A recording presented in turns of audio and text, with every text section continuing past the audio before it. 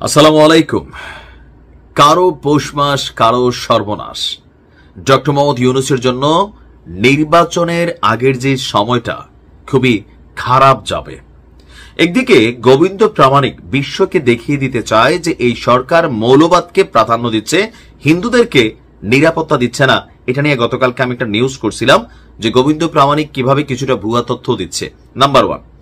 Number 2 হচ্ছে, গোবিন্দ প্রামাণিকের কথা বাদই দিলাম, কিন্তু আন্তর্জাতিক মানবাধিকার যেই সংস্থা আছে হিউম্যান রাইটস ওয়াচ, তারা যে প্রতিবেদন করেছে, এই প্রতিবেদনে শেখ হাসিনার জন্য একটা পজিটিভ বার্তা ক্রিয়েট হচ্ছে। অপরদিকে শান্তিতে নোবেলপ্রাপ্ত ডক্টর মোহাম্মদ ইউনূস নিজের শান্তিতে থাকলেও দেশকে কতটা শান্তিতে রাখতে পারছেন, আর একজন রাষ্ট্রপ্রধান হিসাবে এই রাষ্ট্রে বসবাসকারী প্রত্যেকের নিরাপত্তা, প্রত্যেকের জন্য রাষ্ট্রের আইনের সমতা তিনি কি নিশ্চিত করতে পারছেন?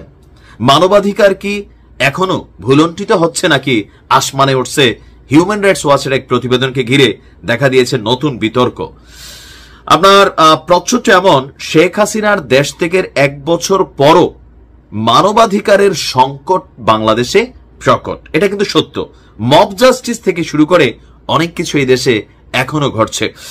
দর্শক, জুলাই আগস্ট আন্দোলনে আপনার শেখ হাসিনার সরকারকে যখন উৎখাত করা হয়েছিল, এরপর ডক্টর মোহাম্মদ ইউনূসের নেতৃত্বে গঠন করা এই অন্তর্বর্তী সরকার মানবাধিকার রক্ষার চ্যালেঞ্জিং যে কর্মসূচি, সেটাকে বাস্তবায়নে ব্যর্থ হচ্ছে। গতকাল যুক্তরাষ্ট্রের নিউ ইয়র্ক ভিত্তিক আন্তর্জাতিক মানবাধিকার সংস্থা হিউম্যান রাইটস ওয়াচ বলছে, আপনার এটা তারা তাদের HRW যে ওয়েবসাইট আছে সেখানে প্রকাশ করেছে। তারা বলছে, শেখ হাসিনার আওয়ামী লীগের 15 বছরের শাসনামলে যে ভীতি, দমন পীড়ন, গুমের মতন ব্যাপক মানবাধিকারের লঙ্ঘনের ঘটনা ঘটত, তার কিছুটা অবসান হচ্ছে। তবে অন্তর্বর্তী সরকার কথিত রাজনৈতিক বিরোধীদের দমনে নির্বিচারে আটক করছে। মানবাধিকার সুরক্ষায় তারা এখনো কাঠামোগত সংস্কার আনতে পারেনি। শব্দটা দেখবেন যে কথিত রাজনৈতিক বিরোধীদের দমনে, মানে এখানে আওয়ামী লীগকেই ইস্যু করা হচ্ছে, অথবা আওয়ামী লীগ ট্যাগ দিয়া যাকে তাকে যে গ্রেপ্তারের ইস্যুটা, এটা নিয়েও এখানে আসলে আলোচনাটা করা হয়েছে। হিউম্যান রাইটস ওয়াচের এশিয়া অঞ্চলের উপপরিচালক মীনাক্ষী গাঙ্গুলি তিনি বলছেন, মানবাধিকার ভিত্তিক গণতন্ত্র গড়ার আশায় 1 বছর আগে যারা শেখ হাসিনার নিপীড়নমূলক শাসনের বিরুদ্ধে জীবনের ঝুঁকি নিয়ে বিক্ষোভে অংশ নিয়েছিলেন, তাদের সেই আশা এখনো পূরণ হয়নি। অন্তর্বর্তী সরকার যেন একটা জায়গায় আটকে আছে।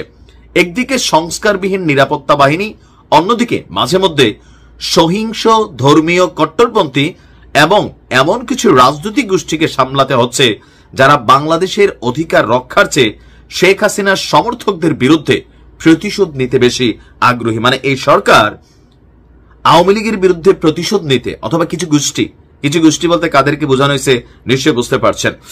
বলা হচ্ছে যে 11টি সংস্কার কমিশন, জাতিসংঘের মানবাধিকার বিষয়ক হাই কমিশনারের কার্যালয়, দেশি বিদেশি মানবাধিকার কর্মীরা অন্তর্বর্তী সরকারের কাছে যেসব বিস্তারিত সুপারিশ দিয়েছিল, যা এখনো বাস্তবায়নের অপেক্ষায় রয়ে গেছে।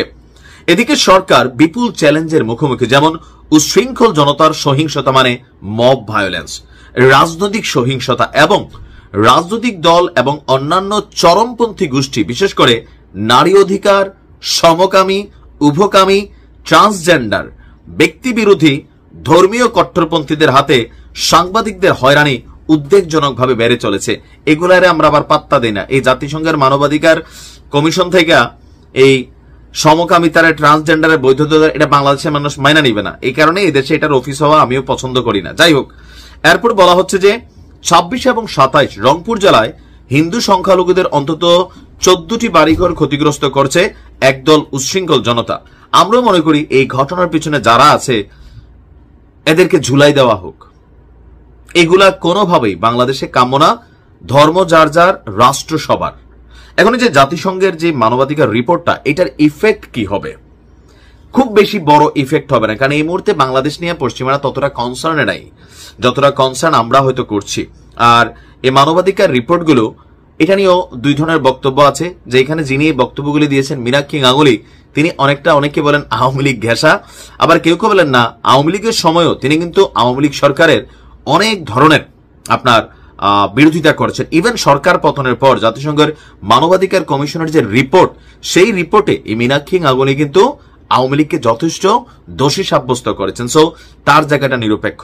এখন ডক্টর মোহাম্মদ ইউনূস একজন গ্রামীণ ব্যাংকের প্রতিষ্ঠাতা হিসাবে যতটা সফল, নোবেল লরিয়েট হিসাবে যতটা সফল, রাষ্ট্র পরিচালনা ঠিক ততটাই কিন্তু আসলেই ব্যর্থ। আর তার ব্যর্থতার পিছনে মূল কারণ হচ্ছে ওনার হাত পাগুলা কোথাও না কোথাও সিস্টেম বাইধা রাখছে। যা চাচ্ছে তা হয়তো করতে পারছে না, অথবা তিনিও ভাবতেছেন কোন রকমে টলটলাইয়া আর কয়েকটা মাস গেলে রাষ্ট্রের জায়গায় রাষ্ট্র থাকবে, আমি গ্রামীণ ব্যাংকের যে সুযোগ সুবিধা নিছি, মানবাধিকার আর সরি কি বলে যে লাইসেন্স টাইসেন্স পাইছি, এগুলো নিয়ে আমি আমার জীবন টিবন কাটাই, ভালো থাকি। আসলে কি করতে চাচ্ছে জানি না, তবে একটা বৈশ্বিক চাপ তৈরির প্রচেষ্টা চলছে। আওয়ামী লীগ অবশ্যই তাদের লবিস্ট গ্রুপ নিয়োগ করে রাখছে এই কার্যক্রমগুলোকে শক্তিশালী করতে। দেখা যাক কি হয়। ভালো থাকুন।